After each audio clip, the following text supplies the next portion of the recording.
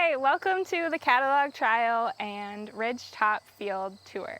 I am Rochelle and I am the Collection Field Coordinator. And this is my friend. I'm Cody. I am the Catalog Field Coordinator. So Rochelle and I wanted to start out with a little bit of lingo explanation. So we wanted to start by talking about collection versus catalog. So I introduced myself as the Catalog Field Coordinator. So what that means is large-scale productions of seeds to be sold in the catalog. So we're talking 100 to this year 800 tomato plants, similar populations of peppers, larger scale, more traditional like market scale if you think about it that direction. And Rochelle will talk about collection. And collection, regenerations are refreshing our seed that's in our collection.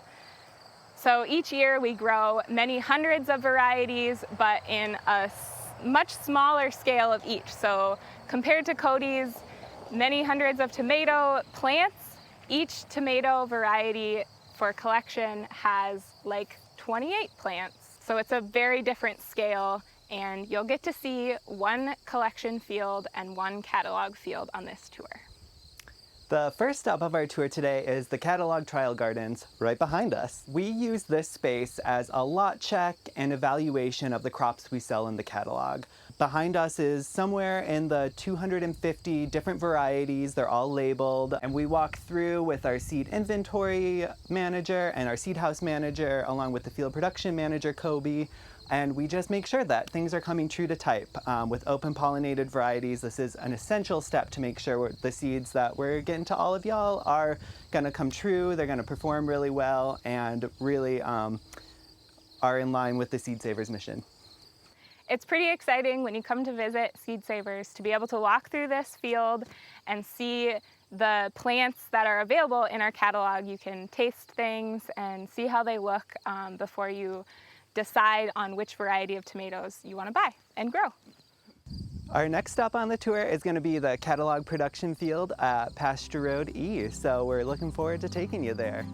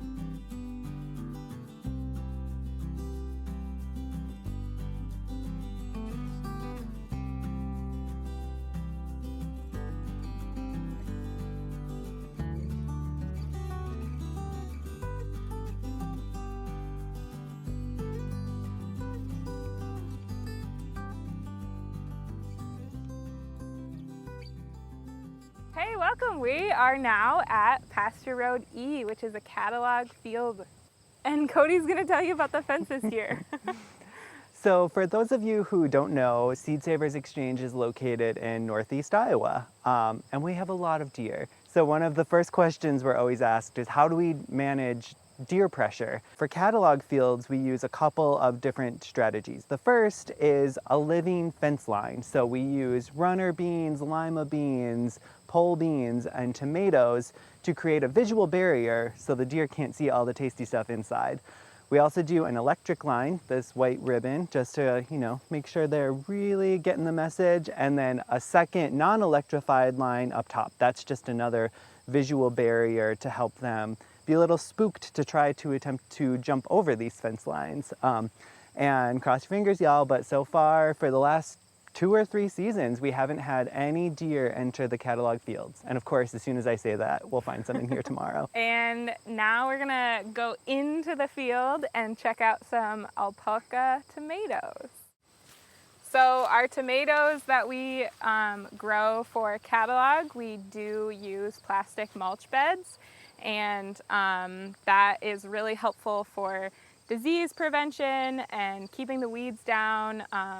We don't love to use plastic, but for our catalog productions, it's kind of one of those things that a lot of market farmers have to balance between. And to take care of our soils in between the plastic beds, this is a really cool new system that we've been working with the last couple of seasons. Cody's been really perfecting it. In between the plastic beds, we have annual ryegrass planted. So a couple times throughout the season, we just weed whip it or mow it so that it's not producing seed, but it's keeping our soils covered and keeping the weeds down so that when we go to harvest the tomatoes, we're not getting a lot of like foxtail seeds in our buckets, which are very similar to the size of tomato seeds. So it's really helpful all season long, even into harvest, to have the annual ryegrass between the beds. So I'm gonna spend a minute to talk about our little friend here, alpaca. It is a paste tomato, really delicious, really beautiful flavor. We sell a lot of it at Seed Savers. People really like it. Unfortunately, like most paste tomatoes, it's a fairly low seed producer. So this planting, this population as we call them, of a tomato is one of the biggest we've ever done at Seed Savers. It's almost 900 plants, so it is a giant field of tomatoes. And if we take a second to look at a ripe one, we're also dealing with a little bit of blossom end rot, exacerbated by a kind of droughty summer we've had. We really haven't had any rain in almost a month, so tomatoes end up showing this little bit of blossom end rot when they get water stress. But if we break it open and look at the seed cavity, as opposed to, you know, a normal, like beautiful big slicer, this is pretty low seed quantity. So we'll do many harvests of this throughout the season to make sure we get a good quantity to sell to y'all. We're gonna quick bop over to a collection to catalog corn we're growing in the same field and talk about that. So just a few rows down from those alpaca tomatoes, we have this blue sweet corn called Gerlaid Blue. It is a variety that we are releasing from the collection into the catalog. It's really short stature, really cute, just has these really fun little tillers everywhere. Really in love with it so far. And you heard me mention this is from the collection. That's part of a new process program we have going on at Seed Savers called the Collection to Catalog Pipeline. And I'm gonna turn it over to Rochelle to talk about that process a little bit. Yeah, we've been taking varieties that are really extraordinary and stand out to us from the collection and putting them into the catalog for many years. But over the last couple years, we have formed a little bit more of a committee process, and we're looking at a lot more varieties at one time. We talk to all of the departments at Seed Savers and kind of determine what the seed house wants, what gaps need to be filled in the catalog so that there's more variety of offerings for people. And then we talk to the evaluation crew and see what stuff they're really excited about, what they're seeing in the field. And we talk to the historians and try to dig into the story and where the seeds came from, everything that we can find out there. So it's a really exciting process to have a lot of people involved in deciding what varieties we're going to put into the catalog. And it's fun to see varieties that get grown out for collection increase, and then we get excited about it, and a few years down the line, hopefully it'll be available for a lot more people. Yeah, so just to elaborate on what Rochelle is saying, unfortunately this Gerlaid Blue won't be available in the 2021 catalog. There'll be a lot of really awesome other varieties available. Look for that spread. This is actually just a stock production, even though it looks like a big population. We're just trying to grow really nice, clean seed to do what we call a blow-up year, where we're growing, you know, maybe 4 times as much as we have in this field. So look forward to that. All right, well now let's head up to the ridgetop. So as we go along this north ridgetop, we can see across the valley, you can see some structures, a high tunnel in the distance. That is all Seed Savers land. The high tunnel is located at our south farm. Here we are on the ridgetop, and we have a nice treat, one of our herds of ancient white part cattle. They're an old heritage breed of cattle.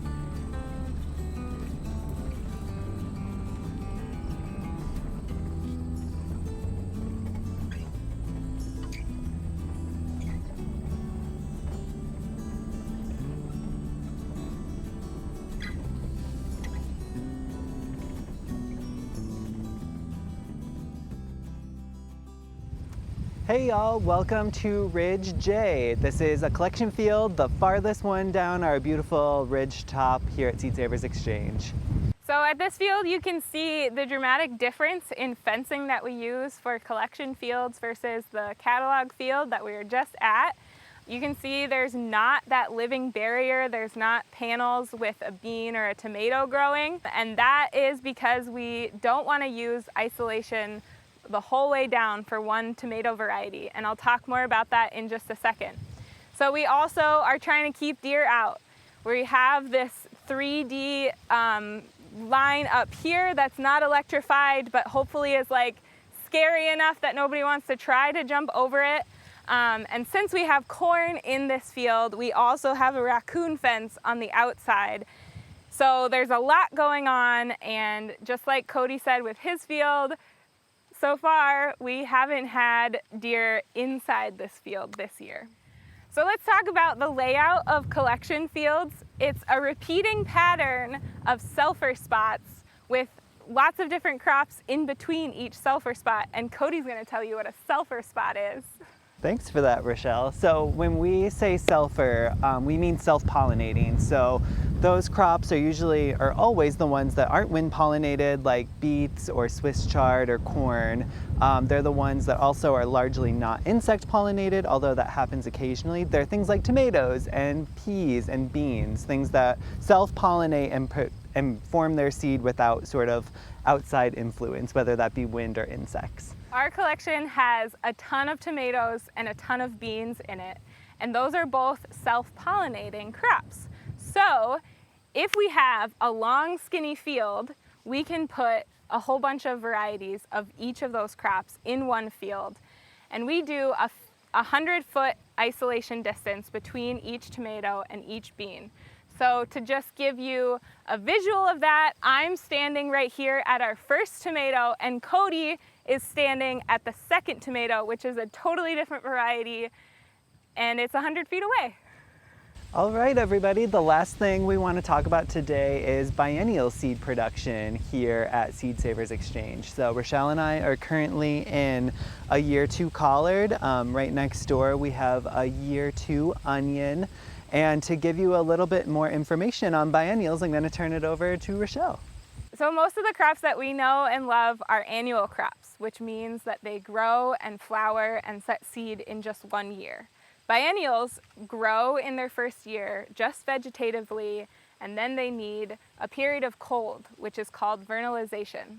And then in their second year, they keep growing and they put up flowers and set seed, and it's really exciting, and then they die. So that's what a biennial is, 2 years to set seed. And here you can see this collard is in its second year. There are some flowers still going on, but mostly there's pod sets, and we've already started harvesting it. So right now you can see what it looks like when it's ready to be harvested. Those pods are really dry and brittle, and the seeds inside are dark. This year we have less seed set on this population because it was a really cold spring. But we're excited to get the seeds that we get because they will be fresh and new and healthy. So just to further illustrate what Rochelle was talking about, we have this perfect example of a collard that's at many different stages of seed maturation and flowering. So we'll just take a quick deep dive into that. So right here on top of this stalk, we have a bunch of really beautiful yellow Brassica flowers, and moving down you can see some pods starting to form.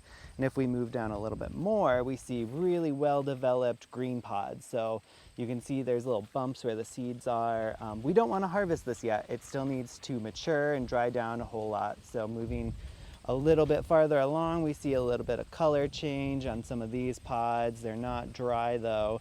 So we're gonna keep waiting, and finally over here we get to a really nice dried down pod. So you can pull off a pod, it shatters and dehisces really easily, and you have these beautiful little Brassica seeds ready to go. Hey, thanks for joining us for the Catalog Trials and Ridgetop Tour. We'd like to invite you to join us Friday, August 21st at 2 p.m. for a live Q&A. Rochelle and I will be there to answer any follow-up questions you have, or maybe a question about a different topic. Tune in. Thanks for joining us.